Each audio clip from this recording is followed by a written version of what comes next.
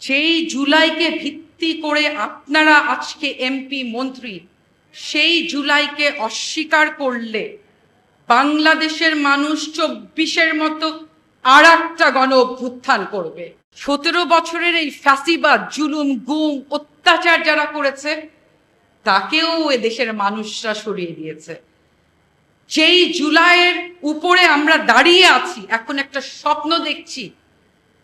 যেই জুলাইকে ভিত্তি করে আপনারা আজকে এমপি মন্ত্রী, সেই জুলাইকে অস্বীকার করলে বাংলাদেশের মানুষ 24-এর মতো আর একটা গণ অভ্যুত্থান করবে এবং ইনশাল্লাহ সেই অভ্যুত্থানে আমি আশাবাদী। কারণ এই আমার সামনেই আমার সাহসী ভাইয়েরা আছে, আমার সামনে আমার দেশের সাহসী জনগণ আছে এবং জাতীয় গণতান্ত্রিক পার্টি জাগপার সাহসী নেতাকর্মীরা সেই অভ্যুত্থানে, সেই আন্দোলনে অবশ্যই পাশে থাকবে।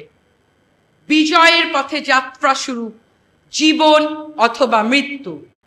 গত 17 বছর, 24-এর আগে আমরা তো স্বপ্ন দেখতেই ভুলে গিয়েছিলাম। বেগম জিয়ার বাড়ির সামনে বালুর ট্রাকও কেউ সরাতে পারত না। 17 বছরের আন্দোলন ছিল ঈদের পরে আন্দোলন। এই দুঃসময়কে পার করে জুলাইয়ের যারা গণ অভ্যুত্থানের ভাই বোনেরা আমাদের একটা স্বপ্ন দেখালো। ভাগ্যের কি নির্মম পরিহাস, তাদের রক্তের উপর দাঁড়িয়ে যারা মন্ত্রী এমপির শপথ নিল তারা ভুলে গেল কাদের রক্ত আত্মত্যাগের বিনিময়ে তারা আজকে মন্ত্রী এমপি হয়েছে।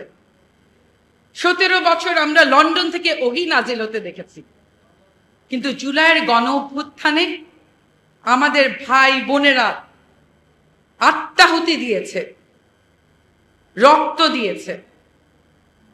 খুবই দুঃখ লাগে, খুবই হতাশ হই যখন দেখি শহীদ রাষ্ট্রপতি জিয়াউর রহমান এবং দেশনেত্রী বেগম খালেদা জিয়ার বিএনপি, এই বিএনপিকে তো আমরা চিনতেই পারছি না। যারা দেশের মানুষের কথা বলতে গিয়ে দিনের পর দিন সংগ্রাম করেছে, তাদের দল বিএনপি, তাদের সন্তান যখন দেশের ক্ষমতায়, তখন কেন আমাদেরকে জুলাই সনদের জন্য আন্দোলন করতে হবে? আমার মাঝে মাঝে খুব অবাক লাগে। মানে আমরা বিশ্বাসঘাতকতা, বেঈমানির একটা লিমিট থাকতে হবে, মানে এটা তো কোনো লিমিটই না। 17 বছর দেশে কেউ আসতে পারে নাই, লন্ডন থেকে দেশ চালিয়েছে, দল চালিয়েছে।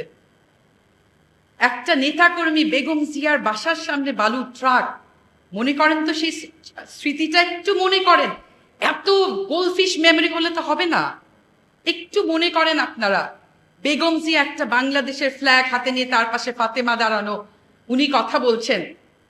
এই যে এত মন্ত্রী এমপি, সংসদে এত ভাষণ, এই আপনাদের কত ইলেকশন ইঞ্জিনিয়ারিং করে তো অনেক এমপি হয়েছে, সেই 200টা কেন 20টা মানুষকেও তো বেগম জিয়ার বালুর ট্রাকের বস্তার ট্রাক যখন সামনে, তার পাশে দেখিনি।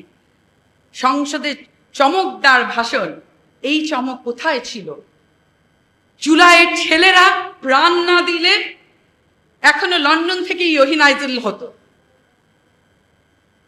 এত বেঈমান, এত বিশ্বাসঘাতকতা খুবই আহত করে। তারপরেও আশা আবার জাগে যখন দেখি এই যে আমার ভাই রাশেদ প্রধান চমৎকার ভাবে সত্যি কথা বলে যাচ্ছে। আমাকে অনেকে বলে যে তোমার ভাই এরকম করে সত্যি কথা বলে, মানে স্কেরি, ভয়ের বিষয় তো আছে।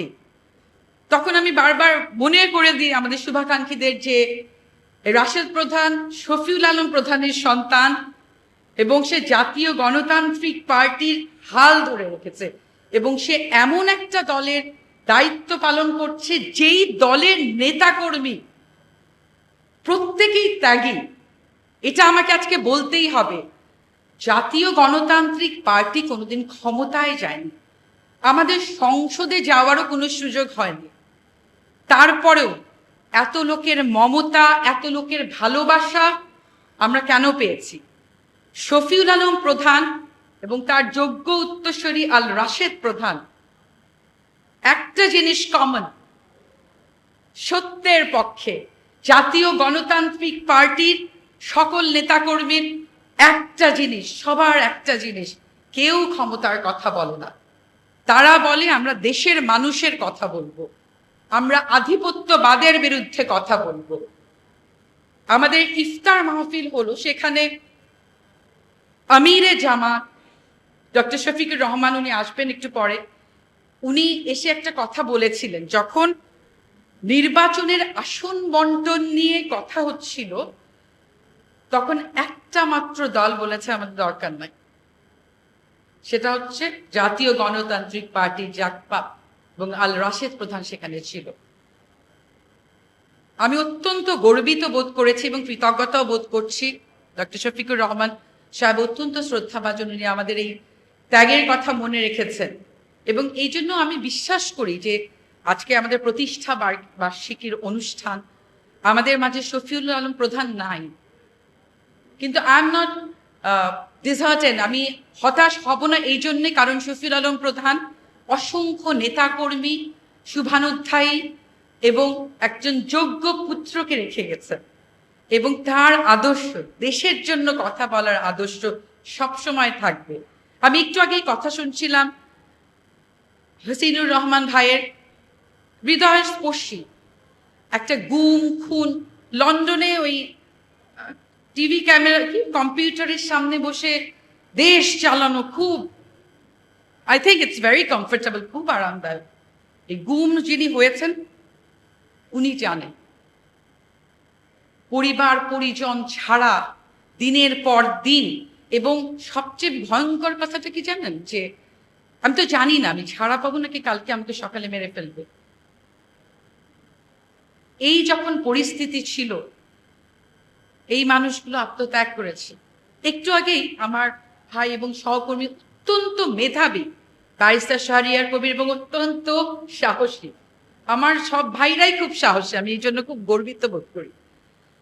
শাহরিয়ার কবির সাহেব অত্যন্ত ভালো আইনজীবী, আমি ওনার সাবমিশন কোর্টে শুনেছি, আমি আজকে মিডিয়াতে ওনার বক্তব্য শুনেছি, বাট এরকম ওপেন একটা স্পিচ শুনলাম, ইটস রিয়েলি ওয়ান্ডারফুল, খুব ভালো লাগলো। এবং যেটা দেখে বেশি অভিভূত হই সেটা হচ্ছে সাহস। সত্যি কথাটা কি সবাই জানে, আপনি জানি, আমি জানি, আমরা সবাই জানি, এবং সংসদে এখন ওই যে 17 বছর যারা গায়েব ছিল, ইনভিজিবল ম্যান ওম্যান ছিল, এখন যারা ভিজিবল হয়েছে ওনারাও জানে সত্যি কথাটা কি। সত্যি কথাটা এটাই যে জুলাই না হলে আমরা আজকের এই বাংলাদেশকে পেতাম না। সত্যি কথাটা হচ্ছে জুলাই না হলে, জুলাইকে অস্বীকার করলে আমরা প্রথম শ্রেণীর মুনাফিক হয়ে যাব।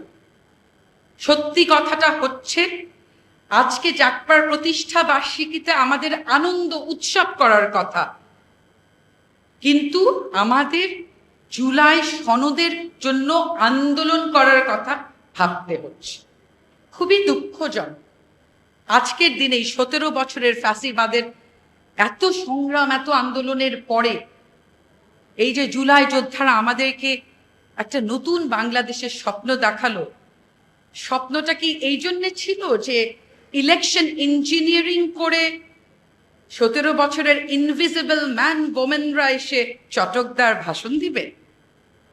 আমার ভাই প্রাণ দিয়েছে যেন লোকাল গভর্নমেন্টে কোনো ইলেকশন ছাড়াই তাদের পছন্দ মতো লোকজন বসাবে। জুলাই যোদ্ধারা প্রাণ দিয়েছে যেন একটি বিশেষ দলের চাঁদাবাজরা পাথর দিয়ে নির্মম পৈশাচিকভাবে আরেকজনকে হত্যা করবে। জুলাই যোদ্ধারা কি প্রাণ দিয়েছে এই যে সংবিধানের কনভিনিয়েন্ট ইনকনভিনিয়েন্ট এইসব যারা করবে, যেই অংশটুকু আমার জন্য সুবিধা আমি নিব, এই জন্য প্রাণ দিয়েছিল? My brother, barrister Shahriar Kabir তো সংবিধান নিয়ে অনেক সুন্দর বললেন। আমি শুধু একটা কথা বলবো আপনাদেরকে, আমরা যখন হাইকোর্টে রিট করি, উনি, আমি এবং অনেকেও জানবেন হয়তো, রিড করি, একটা গ্রাউন্ড থাকে যে ডিসক্রিমিনেশন, বৈষম্য করা যাবে না, পিক অ্যান্ড চুজ করা যাবে না।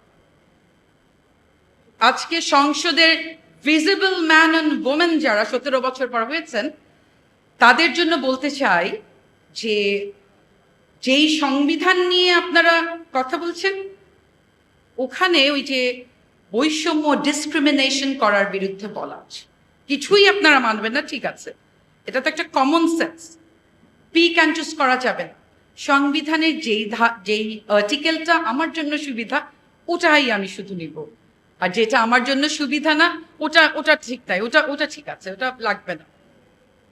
মনে করিয়ে দিতে চাই, সংবিধানে বলা আছে বৈষম্য করা যাবে না। আমার জুলাই যোদ্ধা ভাইয়েরা যাদের রক্তের উপর দাঁড়িয়ে আপনারা বেইমানি করছেন, তাদের কথা ভুলেই যান। তাদেরকে তো আপনারা অ্যাকনলেজ করছেন না এখন। যেই বৈষম্যের জন্য এত আন্দোলন হলো, আজকে আপনারা মন্ত্রী এমপি ভুলে গেছেন, ঠিক আছে। জুলাই যোদ্ধাদের আপনাদের মনে করতে হবে না। আপনারা সংবিধানকে তো খুব ভালো লাগছে, সংবিধানে বৈষম্যের বিরুদ্ধে বলা আছে, দয়া করে ওই অংশগুলোও পড়বেন। আর আপনাদেরকে একটা কথা বলতে চাই যে খুবই দুর্ভাগ্যজনক যে ইতিহাসের শিক্ষা, ইতিহাস থেকে কেউ শিক্ষা গ্রহণ করে না। আপনারা ভুলে যাবেন না, 17 বছরের এই ফ্যাসিবাদ, জুলুম, গুম, অত্যাচার যারা করেছে, তাকেও এ দেশের মানুষরা সরিয়ে দিয়েছে।